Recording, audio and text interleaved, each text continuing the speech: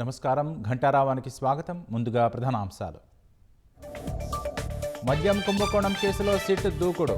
ధనుంజయ రెడ్డి, కృష్ణమోహన్ రెడ్డి అరెస్టుకు అవకాశం.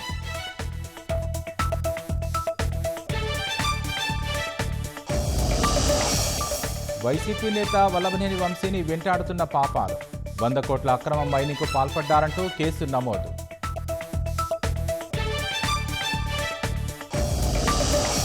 వేలాది మందితో విజయవాడలో భారీ తిరంగా ర్యాలీ. ఆపరేషన్ సింధూర్కు మద్దతు తెలుపనున్న చంద్రబాబు, పవన్.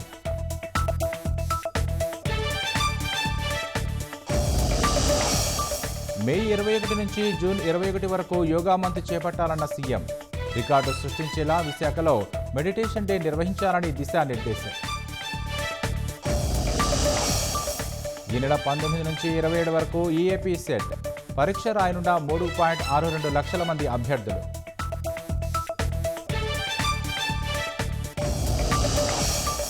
అప్పు చేసి మరీ పాకిస్తాన్ ఉగ్రవాదాన్ని పెంచి పోషిస్తోంది. నిధులివ్వడంపై ఐఎంఎఫ్ పునరాలోచించాలన్న రాజ్నాథ్ సింగ్.